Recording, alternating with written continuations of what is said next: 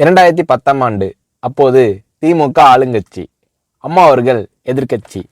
ஒரு பெரிய மிரட்டல் விடுத்து அம்மா அவர்களுக்கு எதிராக மதுரை மாவட்டத்தில் பல இடங்களில் போஸ்டர் ஒட்டியிருந்தார்கள். அந்த போஸ்டரில் அம்மா அவர்கள் மதுரைக்கு வந்தால் திரும்பி செல்ல மாட்டார், மதுரைக்கு அம்மா அவர்கள் வரக்கூடாது என்று மதுரை மாவட்டத்தில் பல இடங்களில் அந்த போஸ்டரை ஒட்டி பெரிய மிரட்டல் எல்லாம் கொடுத்தார்கள். அதேபோல் ஜெயா டிவிக்கும் மிரட்டல் தொலைபேசிகள், மிரட்டல் கடிதங்கள் வந்து கொண்டிருந்தது. ஜெயா டிவியின் செய்தி பிரிவினர் இந்த மிரட்டல்களை பற்றியெல்லாம் தியாகத்தலைவி சின்னம்மா அவர்களிடம் சொல்லி அம்மா அவர்களின் கவனத்திற்கு கொண்டு சென்றார்கள். அம்மா அவர்கள் துணிச்சல், வீரம், கம்பீரம் இவற்றின் ஒட்டுமொத்த உருவம்.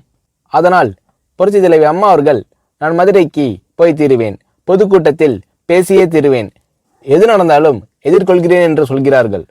ஒரு கட்டத்தில் ஜெயா டிவிக்கு மிரட்டல் எப்படி வருகிறது என்றால், ஜெயா டிவியின் அலுவலகத்தை வெடிகுண்டு வைத்து தகர்ப்போம், அம்மா அவர்கள் மதுரைக்கு வந்தால் ஜெயா டிவியை ஒழிப்போம், இப்படியெல்லாம் நிறைய மிரட்டல்கள் தொலைபேசியின் வாயிலாகவும் கடிதத்தின் வாயிலாகவும் வந்து கொண்டிருக்கிறது.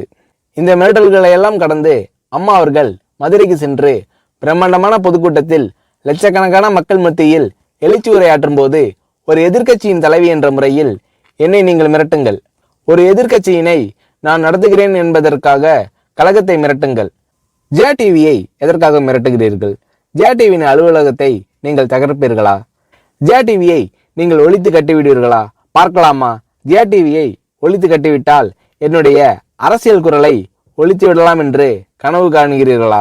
ஜெயா டிவி என் உயிருக்கும் மேலானது, நான் என்னுடைய உயிரை விட அதிகமாக நேசிப்பது, என்னுடைய அரசியல் கரமாக நான் போற்றி புகழ்வது, அதன் மேல் நீங்கள் கை வைப்பீர்களா, பார்க்கலாமா என்று எழுச்சி உரையாற்றினார் புரட்சி தலைவி அம்மா அவர்கள்.